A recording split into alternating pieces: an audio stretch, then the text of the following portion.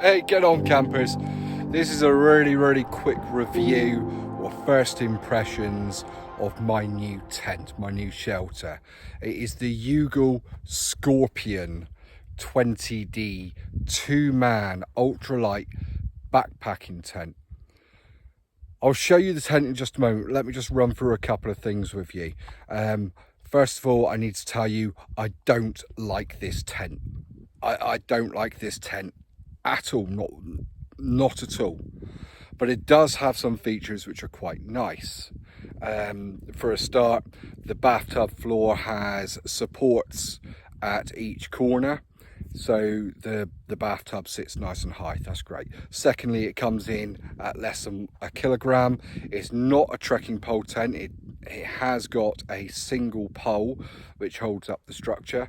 Other than that, I hate it. I absolutely despise it. Now, this tent has taken me over 3 hours to get it pitched. That's a lot of hours. That's a lot of time to get a tent up. So let me show you the tent. There we are, we've got Dave inside. Now, the first thing you'll notice is I've told you this is not a trekking pole tent, but right here you can see a trekking pole, and I'll explain that in just a moment. Also, I have left it open because the zippers broke. Really terrible zips. So let's have a little walk around a moment so you can get a good gander. And I do have all my stuff out over there because I just haven't got around to it yet. I haven't tied out the guy lines properly. I'll show you why in a minute as well. But what really caught my attention with this tent was the fact it's a single skin 3-season tent that is as light as a Lanshan, but includes this pole here. Now this pole gives it the structure and I suppose it's Scorpion title. I did order this tent in bright green. It arrived in grey, which I don't actually mind too much. So first thing I'll show you, I've already shown you that pole there. We'll come back to that in a minute. First thing is this corner guy out system for the bathtub. So you've got a line here which is a continuous piece which comes down to the peg, and here you've got what feels like metal upstands which give it this nice strong vertical bathtub, which is lovely. And it does have a nice deep bathtub. I guesstimate that to be about 6 inches. The tent stands 100 centimeters tall, so it is quite a low down tent when you're used to the luxury height of, say, a Lanshan 1 or a Lanshan 2 Pro. But there you go. Right, so what's wrong with this tent? Well, why am I using a trekking pole? Why did it take me all this time to pitch up, and why haven't I guided it out properly? So I'll put up a couple of photos to show you now what happened initially when I started pitching this tent. As you can see, it's the wrong freaking shape. It's completely the wrong shape. Without that trekking pole there to hold up the front, the whole thing bends like crazy. This pole is not rigid enough to support the tent, and even if you don't put any of the side guy outs on there and you don't move attention the bathtub at all, you get a saggy door, and the weight of the tent pulls that pole down, so it just continues to be, well, down. Any light breeze to the front of it is going to pull the tent down. Any light breeze to the side of it is going to pull the tent down. So the guy outs, now these are a bit ridiculous, quite frankly. So I've not guyed it out, and I'll show you why now. I don't think it's going to work properly. No, it's not. I have to take this pole out, so bear with me one moment.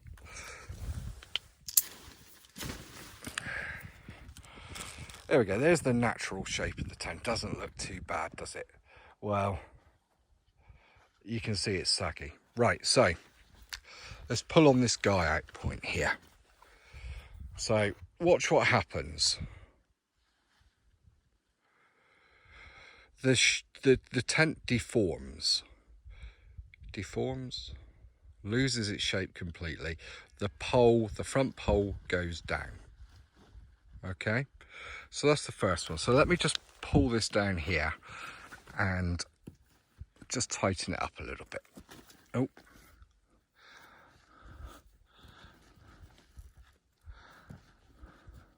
Stay. I can't do this one-handed. Let me grab another peg.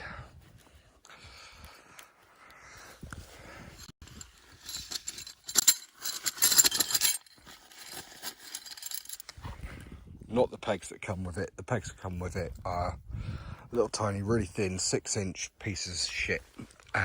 Rubbish. Right, there we go. So that's that one. Obviously we don't have the doors, so that's the first one. We've applied a little bit of attention to it, not a lot. Okay, so then we got more guy out points here. Let's see if I can do this one without, no I can't, I need another peg.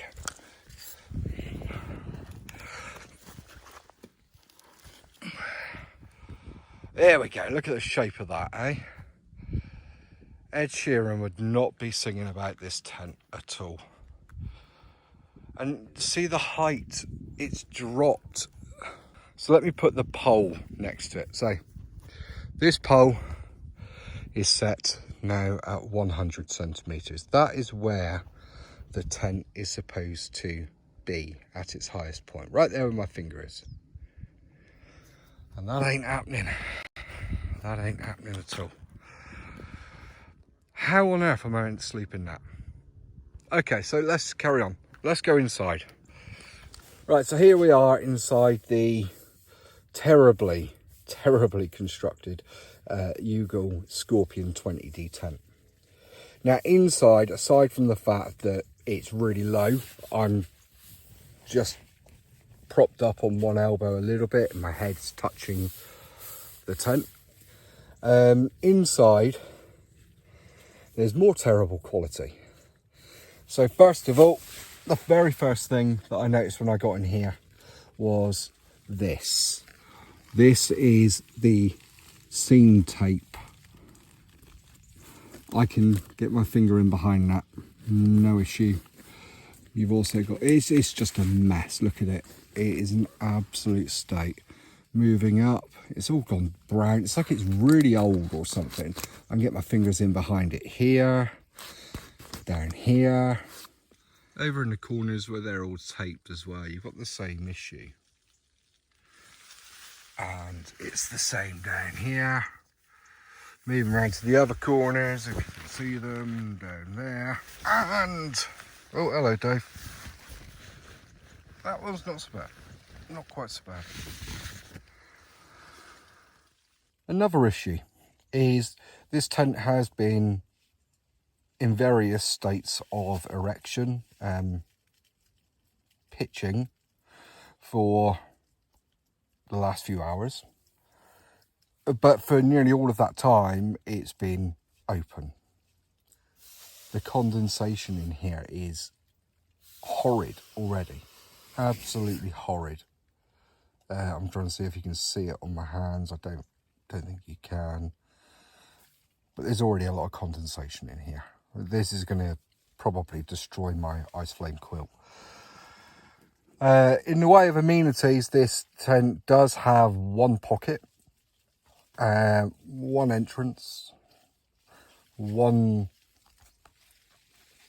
hook to hang a lantern, and that's it. And why did I buy it? Well, hang on. I was attracted to the idea of an ultralight 2-person backpacking tent that weighed less than a kilo. Pretty much the same as my Lanshan 2 Pro. But it would mean that I didn't have to take trekking poles, and it would only have one pole that really would do the job. It looked great in the pictures. Bought it on AliExpress. I can't even remember how much now. I think it was about I know I got it at a bargain price. It's around about 50 quid with taxis. The price has gone up again since then. Don't know why. Right now, it's a good dog shelter. On the whole, it's a freaking terrible tent. Oh, did I mention the zips broke? Yeah. I must have opened it about 5 times. The zips broke. Terrible tent. Don't buy it. Absolutely awful. I don't really know what else there is to say. I'm actually going to prop it back up with my pole in a minute. And I am going to sleep in this thing tonight. Well, I'm going to try. I'll be honest, I'm not looking forward to it. But look at this beautiful view. Eh? Absolutely stunning sight. This is near the foot of Pew Tor. Pew Tor being up and over that way somewhere. Out on Dartmoor. Looking over towards the sunset in the west. And beautiful Kerno. Love it. Wish me luck. Hopefully I won't have to tell you anything worse about this tent by the morning. We'll just have to wait and see. Bye bye.